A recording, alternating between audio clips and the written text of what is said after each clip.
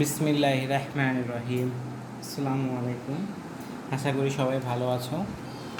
আজকে আমি তোমাদের সাথে আলোচনা করব CE311 structural analysis and design 1, সংক্ষেপে বলা হয়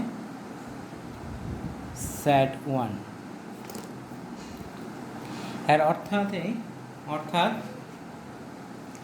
এই কোর্সটা তোমরা ইতিপূর্বে জানো, অলরেডি আমাদের মানিক স্যার তোমাদের এই কোর্সটা কন্টিনিউ করছেন।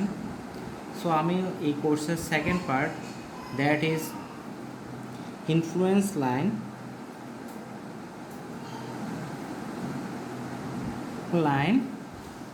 and moving loads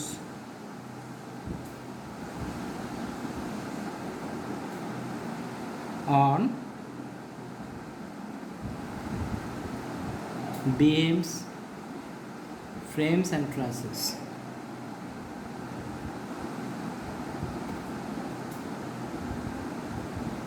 এই টপিকটা আমি কভার করব। So influence line and moving load on beams, frames and trusses. Initially আমরা ফার্স্ট হাফ অংশ আমরা ইনফ্লুয়েন্স লাইন পড়ব, সেটা হবে বিম, শুরুতে বিম পড়ব, তারপর ফ্রেম পড়ব, তারপর ট্রাস পড়ব, দেন আমরা মুভিং লোডে মুভ করব। ওকে, সো আমি ইনফ্লুয়েন্স লাইন, আমাদের প্রথম ফার্স্ট মডিউলটা হবে ইনফ্লুয়েন্স লাইন।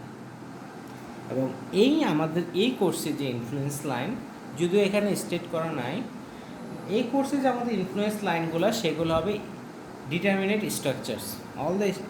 এই কোর্সে যে স্ট্রাকচারে আমরা ইনফ্লুয়েন্স লাইন আঁকবো বা নির্ণয় করব সেগুলো হচ্ছে determinant structure. That determinant structure হচ্ছে তার ফোর্স এবং রিয়াকশানগুলো আমরা জানতে পারবো, অর্থাৎ এটাকে অ্যানালাইসিস করতে পারবো, অর্থাৎ নাম্বার অফ নোন ইকুয়েশন এবং নাম্বার অফ আননোন সেম হবে।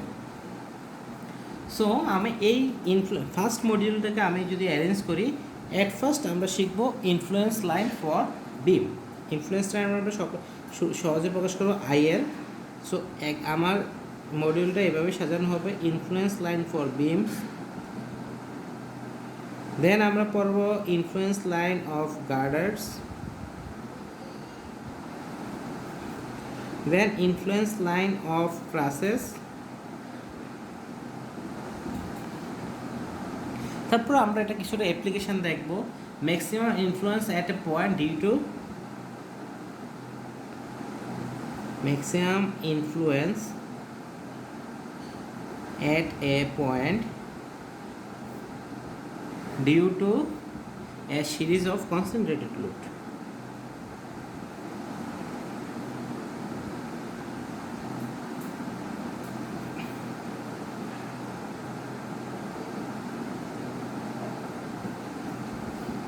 ওকে, এই সিরিয়ালে আমরা পড়ব। সো আজকে আমরা শুরু করব ইনফ্লুয়েন্স লাইন অফ বিম দিয়ে। ইনফ্লুয়েন্স লাইন্স অফ বিম, শুরুতে আমাদের জানতে হবে ইনফ্লুয়েন্স লাইন কাকে বলে। আজকের প্রথম লেকচারে আমার মেইন টার্গেট হবে তোমাদেরকে ইনফ্লুয়েন্স লাইনের ডেফিনেশনটা শিখাইতে পারা। সো ইনফ্লুয়েন্স লাইনের ডেফিনেশন, ইনফ্লুয়েন্স লাইনের অনেকগুলো ডেফিনেশন অ্যাভেলেবেল আছে। সো আমরা আজকে একটা ডেফিনেশনে বোঝার চেষ্টা করব। সবগুলো ডেফিনেশনের মূল অর্থ একই, যেহেতু ইনফ্লুয়েন্স লাইন একই, সব ডেফিনেশনের মূল অর্থ একই। So an influence line is a curve the ordinate to which at any point equals the value of some particular function due to unit load acting at that point। আমরা যদি definition লিখি, an influence line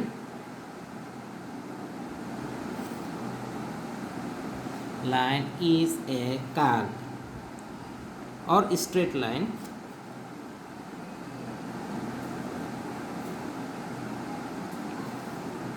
the ordinate to which at any point the ordinate to which at any point equals the value of some particular function hmm,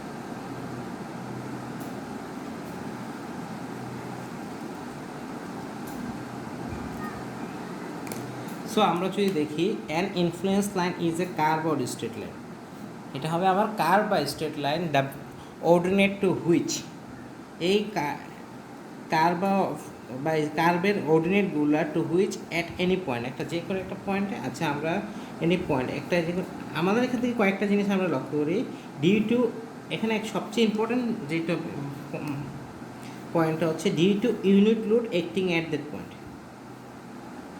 unit load. So influence line বলতে আমরা বুঝবো unit load, অর্থাৎ 1 unit load, এটা হচ্ছে 1 kilo Newton বা 1 P বা যেটা আমরা কনসিডার করি, সহজ কথা হচ্ছে 1 ইউনিট লোডে কাজ করবে। সো আমরা মনে করি আমি একটা ইনফ্লুয়েন্স লাইন আঁকলাম,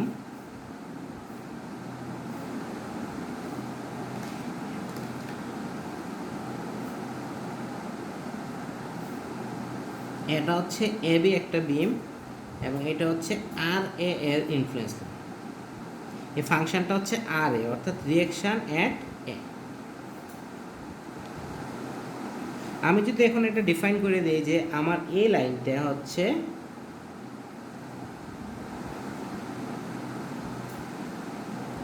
এই যে লাইনটা, এই লাইনটা হচ্ছে আমার আর এর influence line,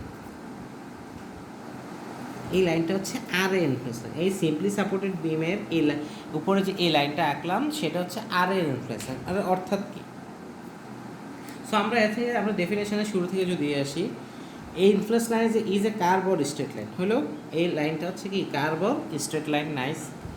the ordinate to which at any point, আমরা মনে করি এ পয়েন্টে নিলাম, অ্যাট এনি পয়েন্ট বলতে আমরা এই এ পয়েন্টে নিলাম, অ্যাট এনি পয়েন্ট, এইখানে at any point the ordinate এই এ পয়েন্টে অর্ডিনেট কত 1, এই পয়েন্টের অর্ডিনেট হচ্ছে 1, যেটা আমরা ইনফ্লুয়েন্স দেওয়া আছে, এই 1টা the ordinate to which at any point equals the, এই মানটা এই 1 যে ভ্যালুটা, এই ভ্যালুটা equals the value of some particular function, এই ক্ষেত্রে পার্টিকুলার ফাংশনটা হচ্ছে আমাদের রিয়েকশান অ্যাট এ, অর্থাৎ এই পয়েন্টে এই অর্ডিনেট, এই যে কার্ভটা, এই কার্ভটার এ পয়েন্টে অর্ডিনেট হচ্ছে 1, এই 1টা আসলে কি হচ্ছে value of some particular function, অর্থাৎ এখানে পার্টিকুলার ফাংশন বলতে বোঝাচ্ছে আর এ। সো এ পয়েন্টে রিয়েকশানের ওর ভ্যালুটা নির্দেশ করতেছে ডিউ টু 1 ইউনিট ফোর্স, যদি 1 ইউনিট লোড এই পয়েন্টে কাজ করে, এ পয়েন্টে কাজ করে, 1 unit load acting at that point, দেখো একই পয়েন্টের কথা দুইবার বলা হয়েছে, at that point, at any point and at that point. So influence লাইনটা হলো কোনো পয়েন্টে যদি এই এ পয়েন্ট, এ বি লাইনের এ পয়েন্টে আমি 1 কিপ দিলাম, এইখানে 1 কিপ দিলাম, 1 কিপ ফোর্সের ফলে আমি যদি আর এর ইনফ্লুয়েন্স লাইন আঁকি, অর্থাৎ রিয়াকশন অ্যাট এর ইনফ্লুয়েন্স লাইন আঁকি, তাহলে এই যে 1 কিপ দেওয়ার ফলে এখানে রিয়াকশন কত আসবে, এই যে ভ্যালুটা, এখানে যে রিয়াকশান আসবে সেটা হচ্ছে এই অর্ডিনেটের ভ্যালু। সিমিলারলি সাজ দ্যাট আমরা সবসময় এখানেও কী দেবো 1 কিপ দেবো, যদি এই মাঝের পয়েন্টটাতে ধরি, মাঝের পয়েন্টটা সি পয়েন্টে 1 কিপ লোড দেবো, যেই পয়েন্টের অর্ডিনেট বের করতে চাইবো সেই পয়েন্টে কী দেবো 1 কিপ লোড দেবো, 1 কিপ লোড দেওয়ার ফলে এই পয়েন্টে আমার দেখা যাচ্ছে এখানে 1 কিপ লোড দেওয়ার ফলে আমার এ পয়েন্টের রিয়াকশান, এখানে রিয়াকশান আসবে 0.5, তাহলে এই পয়েন্টে যে পয়েন্টে লোড দেবো রিয়াকশান আসতেছে কি, এই পুরোটা যার ইনফ্লুয়েন্স লাইন, এই পুরোটা হচ্ছে আর এর ইনফ্লুয়েন্স লাইন। সো এই অর্ডিনেটের বা স্ট্রেট লাইনের সবগুলো ভ্যালু কি আর এর মান নির্দেশ করবে। সো এখানে যে 0.5 পেলাম, যদি আমি সি পয়েন্টে 1 কিপ দিই আর রিয়াকশান অ্যাট এ আসছে 0.5, সো এখানে একটা 0.5 যোগ করব, তো এই যে ভ্যালুটা, তাহলে এই 0.5 ভ্যালুটা হচ্ছে কি আর এর মান, সবগুলো হচ্ছে আর এর মান ডিউ টু, এখানে এই বরাবর সি বরাবর 0.5 কেন, কারণ সিতে 1 কিপ থাকার ফলে আমরা এখানে আর এ পাচ্ছি 0.5। এটা যদি আমরা উল্টোভাবে দেখি, আবার এটা যদি আমরা মনে করতেছি এটা একটা সিম্পলি সাপোর্টেড বিম, যেটা হচ্ছে এ বি যে বিমটা, ওই এটাতে আমরা হচ্ছে ইনফ্লুয়েন্স লাইন আঁকবো। তাহলে ইনফ্লুয়েন্স লাইন আঁকবো, আমরা ধরে নিলাম ইনফ্লুয়েন্স লাইন আঁকবো আর এর, অর্থাৎ রিয়েকশন অ্যাট এর আর এ ইনফ্লুয়েন্স লাইন। তাহলে এই পয়েন্ট, মনে করো আমরা এই পয়েন্টে অর্ডিনেট কত বের করবো। সো এই পয়েন্টে শুরু থেকে কী দিব, 1 কিপ লোড দিব। 1 কিপ লোড দেওয়ার ফলে আমরা বি পয়েন্ট থেকে মোমেন্ট নিয়ে দেখলাম এ পয়েন্টে রিয়েকশান হচ্ছে 1। সো যেহেতু রিয়েকশানে অর্ডিনেট আর এর রিয়েকশান এখানে অর্ডিনেট হবে 1। তারপর আমি একটা পয়েন্ট দিয়ে তো আর আমি কি গ্রাফ কন্টিনিউ করতে পারবো না। সাজ দ্যাট আমরা এ বি এর মিডল পয়েন্ট সিতে আরেকবার 1 কিপ দিলাম। 1 কিপটার লোডটা হচ্ছে সব জায়গায় আমরা যেখানে লোড দেবো সেখানে 1 কিপ, তখন কিন্তু এই 1 কিপ থাকবে না। এই সি পয়েন্টে 1 কিপ লোড দেওয়ার ফলে দেখলাম যে আর এর মান হচ্ছে 0.5। তাহলে 0.5টা বসাবো কোথায়, যেখানে 1 কিপ দেওয়ার ফলে ভ্যালু আসছে ওই পয়েন্টে, সি পয়েন্টেই 0.5 বসাবো। সিমিলারলি বি পয়েন্টে 1 কিপ দেওয়ার ফলে আমরা দেখলাম যে আর এ আসে 0, তাহলে এখানে অর্ডিনেট কত হবে 0। সো এই পয়েন্টগুলো যোগ করার ফলে যে লাইনটা পাওয়া যাবে, ইন্টারমিডিয়েট আর অনেকগুলো পয়েন্ট থাকবে, যে লাইনটা পাওয়া যাবে সেটা হচ্ছে ইনফ্লুয়েন্স লাইন।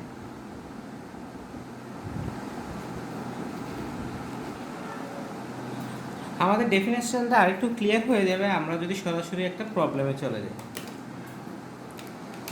আমরা একটা প্রবলেম করব, ইনফ্লুয়েন্স লাইন ড্র করা।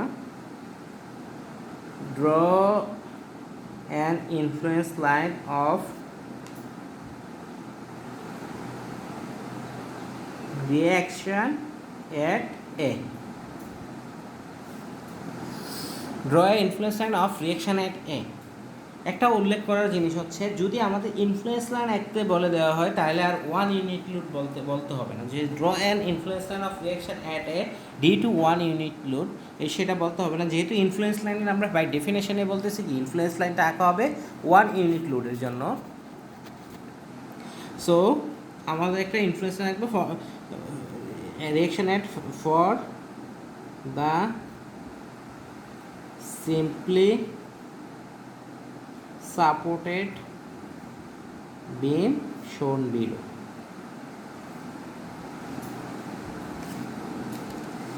সো আমরা এজিউম করে নিলাম আমাদের একটা সিম্পলি সাপোর্টেড বিম আছে, সাজ দ্যাট এটার লেন্থ হচ্ছে আমার 10 ফিট। এই সিম্পলি সাপোর্টেড যে বিম আছে এবং এটাতে বিমের নাম হচ্ছে এ বি একটা বিম।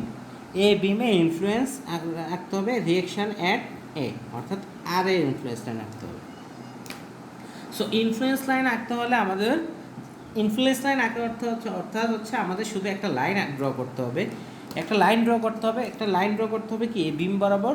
সো এই বিম বরাবর যখন লাইন ড্র করতে হবে তাহলে কি আমার অর্ডিনেট দরকার, বেশ কয়েকটা অর্ডিনেট পাওয়ার ফলে আমরা একটা লাইন ড্র করতে পারবো। আমরা যদি এই বিমটাকে 2 ফিট পরপর ভাগ করে নেই, তাহলে আড়াই ফিট পরপর ভাগ করে নেই, তাহলে এই পর্যন্ত হচ্ছে 2.5 ফিট, এই পর্যন্ত হচ্ছে আরও 2.5 ফিট, 5 ফিট, এই পর্যন্ত 7.5 ফিট, এখানে 10 ফিট। সো আমাদের বিমটাকে আমরা টোটাল কয়টা পয়েন্ট নিলাম, 5টা পয়েন্ট, 1টা 2টা 3টা 4টা, এই 5টা পয়েন্ট। এই 5টা পয়েন্ট নাম দিলাম সি ডি ই। এই 5টা পয়েন্টে আমরা অর্ডিনেট নিব, অর্থাৎ অর্ডিনেট, এখন আমাদের অর্ডিনেট দরকার। অর্ডিনেটের ভ্যালুটা কিসের ভ্যালু দরকার, আর এর ভ্যালু দরকার। যেহেতু ইনফ্লুয়েন্স লাইন আর, যেহেতু আমি যে ইনফ্লুয়েন্স লাইনটা আঁকবো ওই ইনফ্লুয়েন্স লাইনের সবগুলা ভ্যালুই কার, আর এর মান নির্দেশ করতে হবে। সো আমাদের আর এর মান বের করতে হবে। সো আমরা যদি মুভমেন্ট ফ্রম বি নেই ক্লকওয়াইজ পজিটিভ, যেহেতু simply supported beam M B equal to 0, clockwise positive, তাহলে আমরা আর এ ইন্টু 10 আমরা শুরুতে এ পয়েন্টের জন্য আঁকবো, 4 পয়েন্ট এ। যদি এ পয়েন্টের জন্য আঁকি তাহলে 1 ইউনিট লোডটা আমরা এখন কোথায় দিব, এতে দিব। এতে 1 কিপ থাকবে, 1 ইউনিট লোড সাজেট আমরা 1 কিপ লোড দিব এবং আর এর মান ক্যালকুলেট করব। সো আর এ ইন্টু 10 এটা হচ্ছে কি clockwise minus sorry 1 keep into কত হবে 10 এটা কি হবে anti clockwise so minus 1 into 10 so equal 0 বা আর ইকুয়াল 10/10 ইকুয়াল 1 অর্থাৎ এক কিপ লোড যদি আমাদের এ পয়েন্টে থাকে অর্থাৎ এ পয়েন্টে যদি এক কিপ লোড থাকে সেক্ষেত্রে আর এর মান হবে 1 অর্থাৎ এই পয়েন্টে আমরা আর এর অর্ডিনেট পেয়ে গেলাম 1 সিমিলারলি আমরা যদি ফর পয়েন্ট সি করি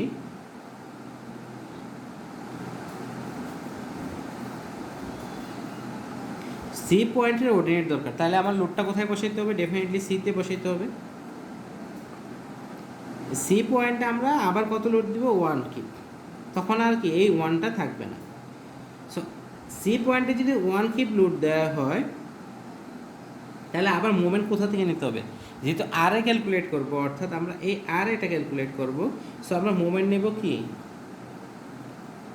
বি পয়েন্ট থেকে আবার নেব clockwise positive M B equal 0 so R A হচ্ছে অ্যান্টি ক্লকওয়াইজ রোটেশন দেবে আর এ ইন্টু 10 মাইনাস 1টা দিবে ক্লকওয়াইজ রোটেশন সি পয়েন্টটা আমার বি পয়েন্ট থেকে কত 7.5 মিটার ফিট দূরে তাহলে minus 1 into force into distance equal 0 so R A equal থাকবে আমাদের 7.5/10 ইকুয়াল 0.75 এর অর্থ কি সি পয়েন্টে এক কিপ লোড থাকার ফলে সি পয়েন্টে এক কিপ লোড থাকার ফলে রিঅ্যাকশনের মান আর এর মান হবে কত 0.75 তাহলে অর্ডিনেটটা কোথায় দেবো সি পয়েন্টে কারণ যে সি যেখানে এক কিপ লোড দেওয়া হয়েছে সেই পয়েন্টে আমরা কি দিব অর্ডিনেটের মান পাবো তাহলে সি পয়েন্টে অর্ডিনেটের মান পেয়ে গেলাম আমরা 0.75 সিমিলারলি আমরা যদি এখন ডি পয়েন্টের ব্যাপারটা ডি পয়েন্টের অর্ডিনেট বের করি ফর পয়েন্ট ডি পয়েন্টে এক কিপ থাকলে সিমিলারলি আমি এক কিপটা বসাবো হচ্ছে ডি পয়েন্টে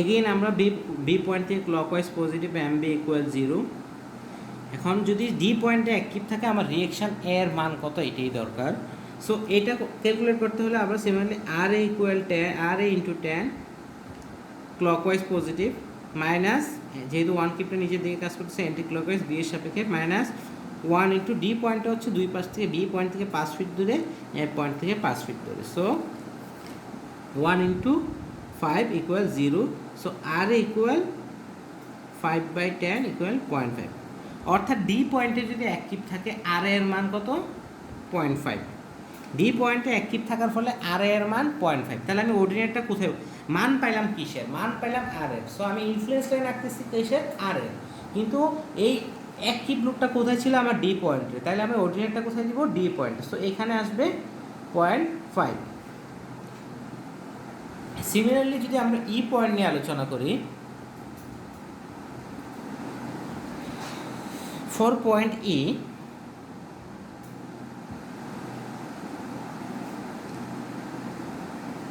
ই পয়েন্টে এক ক্লিপ দেবো তারপরে আবার আমরা সেম ওয়েতে আমরা রিঅ্যাকশন বের করব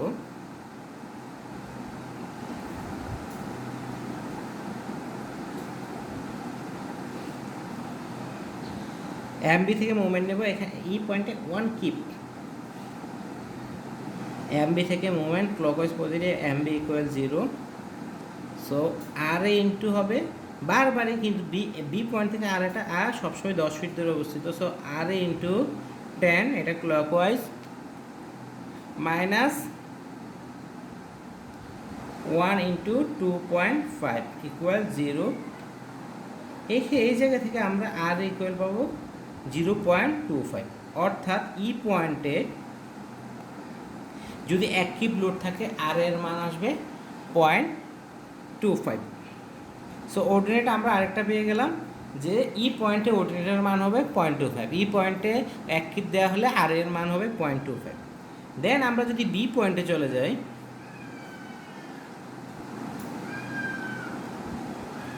পয়েন্ট বি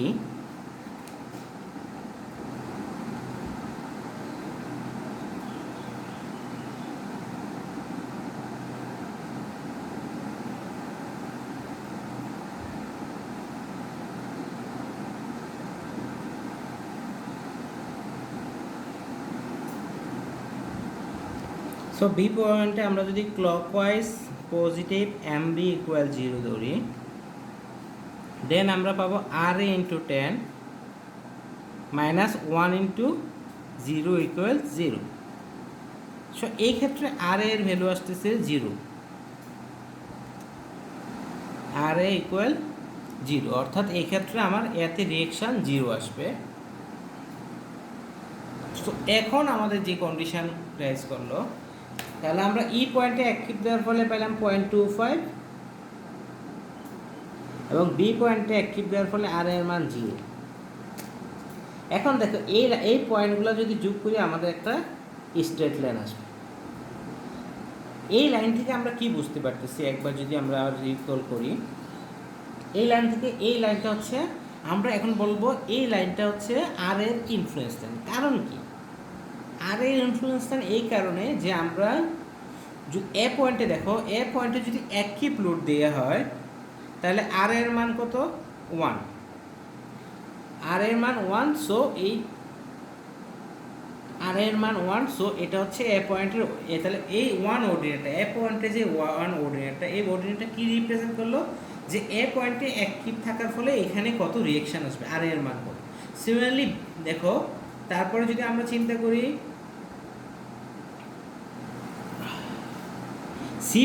সি পয়েন্টে যদি আমাদের অ্যাক্টিভ থাকে, সি পয়েন্টে আমরা অ্যাক্টিভ দেওয়ার ফলে আর এর মান আসছে কত? 0.75। দেখো এখানে অর্ডিনেট হচ্ছে 0.75, তাহলে এই 0.75টা কি রিপ্রেজেন্ট করে? এই 0.75টা রিপ্রেজেন্ট করে যে সি পয়েন্টে যদি 1 কিউব লোড দেওয়া হয় তাহলে করসপন্ডিং আর এর মান আসবে 0.75। এবং দেখো ডি পয়েন্টে যদি অ্যাক্টিভ দেওয়া হয় আর এর মান আমরা অলরেডি পেয়েছি 0.5, এবং সিমিলারলি ই পয়েন্টে যদি অ্যাক্টিভ দেওয়া হয় আর এর মান 0.25, এবং বি পয়েন্টে যদি অ্যাক্টিভ দেওয়া হয় আর এর মান হচ্ছে 0। অর্থাৎ এই যে লাইনটা আঁকলাম, এই লাইনটার মাঝে, এই লাইনটার প্রতিটা বিন্দু কি ওই পয়েন্টে অ্যাক্টিভ থাকার ফলে আর এর মান কত দেখাচ্ছে। যদি আমরা লিনিয়ারলি মাঝখানে আরও পয়েন্ট নেই তাহলে সিমিলারভাবে আসবে, এই স্ট্রেট লাইনের মধ্যেই পড়ে যাবে। সো এই লাইনটা রিপ্রেজেন্ট করতেছে এই লাইনের বিভিন্ন পয়েন্টে যদি অ্যাক্টিভ থাকে এই ফাংশনটার মান কত। এটাই হচ্ছে তাহলে আর এর ইনফ্লুয়েন্স লাইন। এখন দেখো আমরা যদি এখন আর এর ইনফ্লুয়েন্স লাইন আঁকতে পারলাম, তাই না? আমরা এই বিমটার জন্য আর এর ইনফ্লুয়েন্স লাইন পেলাম, এখানে 1, এখানে 0, মাঝে 0.5, 0.75, 0.25।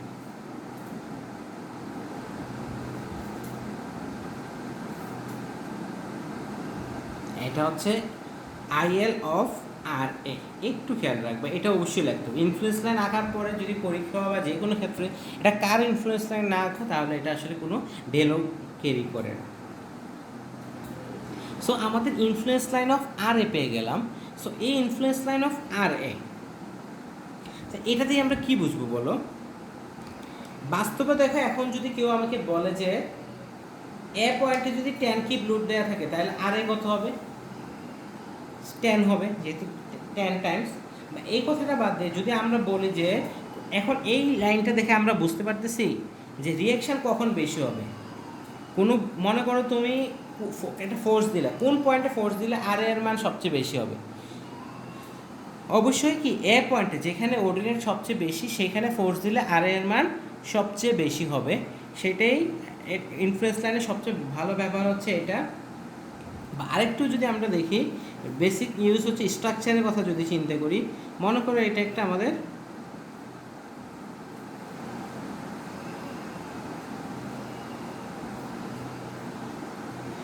একটা ট্রাস, এই ট্রাস দিয়ে একটা প্রাইভেট কার যাবে।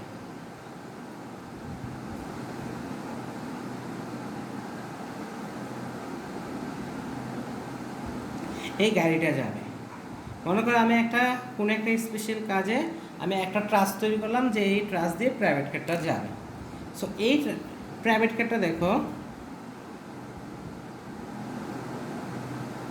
তাহলে এই প্রাইভেটটা হচ্ছে এই বরাবর ACEFH এই বরাবর যাবে। দেখো এখন আমার ট্রাস যখন ডিজাইন করবো তাহলে কি আমার সবগুলো মেম্বার কার জন্য ডিজাইন করবো? সর্বোচ্চ কত এই ট্রাসের উপর বিভিন্ন মেম্বারে কত ফোর্স আসবে। দেখো এই কন্ডিশনে যখন আসে তখন আমার এই মেম্বারে জিএস মেম্বারে যে পরিমাণ ফোর্স আসবে, প্রাইভেট কাটটা যদি এই পয়েন্টে চলে আসে 2 নাম্বার পজিশনে চলে আসে, তাহলে কি একই ফোর্স আসবে? না। সো পুরো লেন্থ বরাবর একটা প্রাইভেট কারের এক একটা পজিশনের জন্য প্রত্যেকটা মেম্বারে কি আলাদা আলাদা ফোর্স আসবে। এখন আমি যদি জিএস মেম্বারটা ডিজাইন করি, মনে করা হলো আমাদেরকে একটা স্ট্রাস ডিজাইন করতে হয়েছে, তাহলে আমি কি একটা মেম্বার ডিজাইন করব। এখন আমাদের যদি জিএস মেম্বারটা ডিজাইন করতে বলা হয়, তাহলে আমি কি করব? প্রাইভেট কার্ডটা কোথায় বসাবো? তাহলে আমাকে ইনফ্লুয়েন্স লাইন আঁকতে হবে যে আমি কোন জায়গায় আমার লোড থাকলে জিএসে কত ফোর্স আসে, এইটার উপর ডিপেন্ড করে আমরা নেক্সটে কি আমরা এই ড্রেস, মনে করো যদি 1 নাম্বার পজিশনে থাকে জিএসে ফোর্স, আমরা সবগুলো স্ট্রাকচারাল ডিটারমিনেন্টস থেকে আমরা আগে যেগুলো পড়ছি যে কোনো পয়েন্টে যদি লোড থাকে আমরা সেটার জন্য ট্রাসের মেম্বার বের করতে ফোর্স বের করি। সাজ দ্যাট আমরা নর্মাল স্ট্রাকচার থেকে পেলাম 1 নাম্বার পজিশনে থাকার ফলে এখানে 10 কিপ লোড আসছে। নাইস। প্রাইভেট কারটা যদি 2 নাম্বার পজিশনে চলে আসে, অর্থাৎ এই পজিশনে চলে আসে, তাহলে এখানে লোড আসতেছে সাজ দ্যাট 15 কিপ। তারপরে দেখো এইখানে যদি লোড চলে আসে, মনে হলো 3 নাম্বার পজিশনে চলে আসলো প্রাইভেট কারটা, তাহলে দেখা যাচ্ছে লোড আসবে 8 কিপ। তাহলে আমি ডিজাইন করবো কার জন্য? 1 নাম্বার পজিশনের জন্য, 2 নাম্বার পজিশন না 3 নাম্বার পজিশন? যে পজিশনে আমার সবচেয়ে বেশি লোড আসবে সেই পজিশনের জন্য ডিজাইন করবো। সো এই জিনিসটা জানার জন্য যে কোন পজিশনে আমার সবচেয়ে বেশি লোড আসবে সেটার জন্য হচ্ছে আমাদের ইনফ্লুয়েন্স লাইনটা দরকার।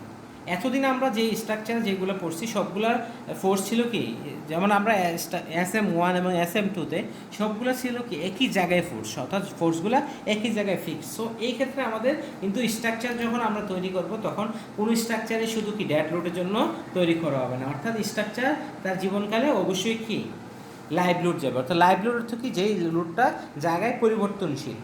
সো এই পুরো লাইভ লোডটা যদি হিসাব করতে হয় তাহলে আমাদের ইনফ্লুয়েন্স লাইনের কোনো বিকল্প নাই।